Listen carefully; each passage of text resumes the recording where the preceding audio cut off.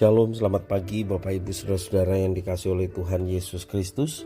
Berjumpa kembali bersama saya Pendeta Eka di dalam renungan firman Tuhan pada hari ini, hari Sabtu 18 Desember 2021. Sukacita dan damai sejahtera dari Tuhan kita Yesus Kristus kiranya menyertai kehidupan kita sekalian, yang pastinya mendatangkan kebahagiaan buat kita. Puji nama Tuhan. Hari ini kita membaca firman Tuhan 2 pasal sekaligus, karena ini merupakan jawaban dari Ayub terhadap pertanyaan-pertanyaan ataupun serangan-serangan pemahaman dari sahabat-sahabatnya, yakni pasal 26 dan 27. Baik, sebelum kita akan merenungkan 2 pasal yang kita sudah baca, kita akan terlebih dahulu berdoa. Tuhan Allah Bapa di surga yang kami puja sembah di dalam Yesus Kristus, mengucap syukur terima kasih hari yang baru Tuhan percayakan pada kami. Juga mengucap syukur hari ini kami boleh berdoa bersama-sama. Biarlah Tuhan berkenan atas persekutuan doa kami. Juga dalam persekutuan doa kami terus belajar firman Tuhan. Kau yang memampukan untuk kami dapat mengerti, memahami apa yang Kau firmankan. Kau juga menolong untuk kami dapat terapkan dalam hidup kami setiap hari. Terpujilah namamu Bapa, demi nama Tuhan Yesus kami berdoa.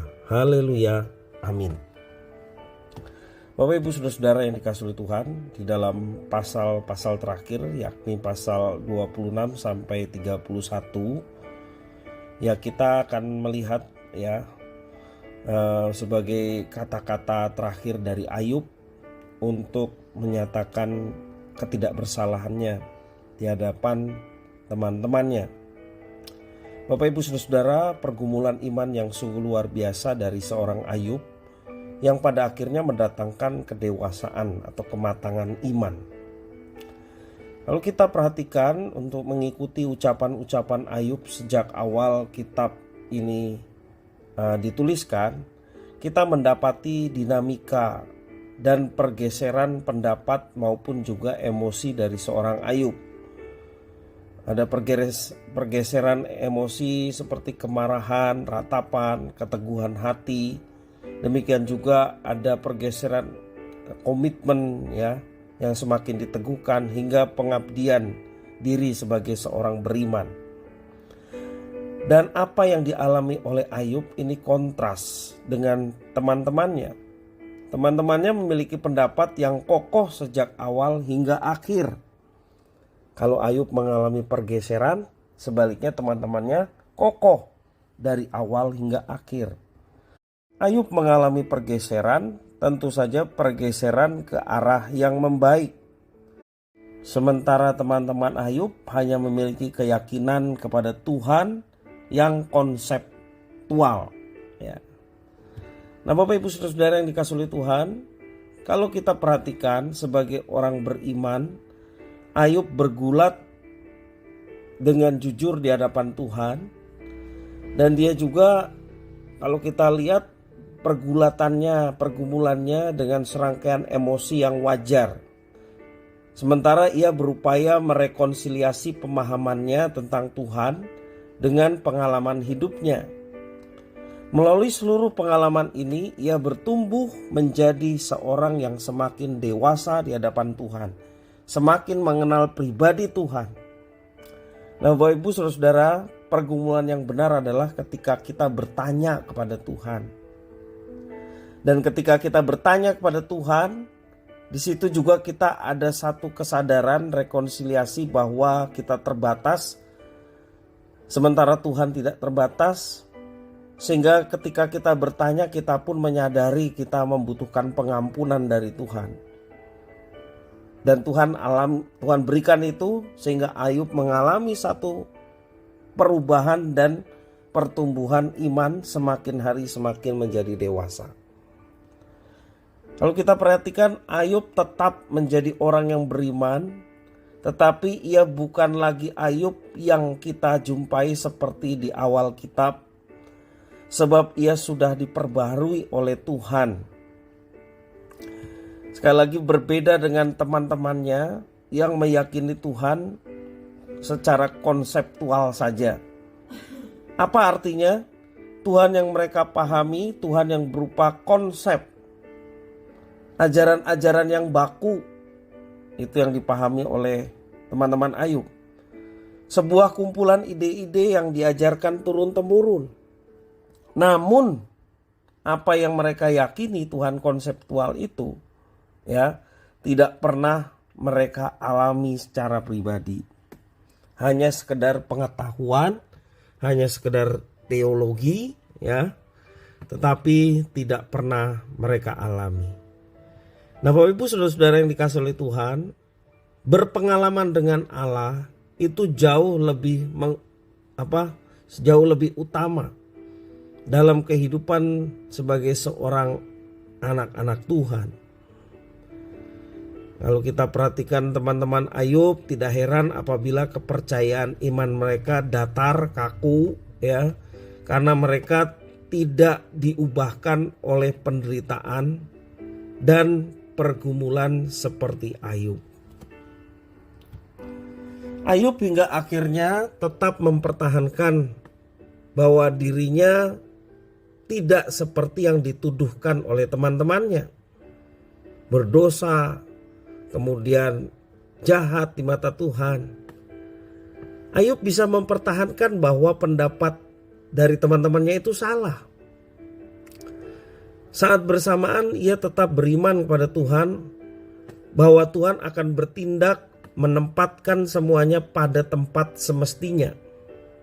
Ayub tidak mengatakan bahwa orang benar pasti hidup sukses seperti yang disampaikan oleh teman-temannya. Ya, sekali lagi Ayub tidak mengatakan bahwa orang benar itu tandanya hidupnya sukses, hidupnya senang. Sebaliknya kalau orang hidupnya tidak senang, hidupnya tidak sukses, itu berarti orang itu tidak benar. Nah, Bapak Ibu saudara, Ayub tidak mengatakan seperti itu. Tetapi ia meyakini, ini di pasal 27 ya, ia meyakini bahwa orang fasik akhirnya akan mendapat ganjaran setimpal dari Tuhan. Bisa jadi orang fasik itu mengalami kesuksesan pada kehidupannya. Seperti di dalam ayat yang ke-14. Kalau anak-anaknya bertambah banyak, mereka menjadi makanan pedang, dan anak cucunya tidak mendapat cukup makan. Artinya, Bapak Ibu Saudara, orang fasik bisa mengalami kesuksesan dalam keluarganya. Bisa jadi seperti itu. Dalam hal bisnis, ayat yang ke-16. Jikalau ia menimbun uang seperti debu banyaknya dan menumpuk pakaian seperti tanah liat. Artinya orang fasik pun bisa sukses dalam bisnis, dalam kenyamanan hidup. Ayat yang ke-19. Sebagai orang kaya ia membaringkan diri, tetapi tidak dapat ia mengulanginya.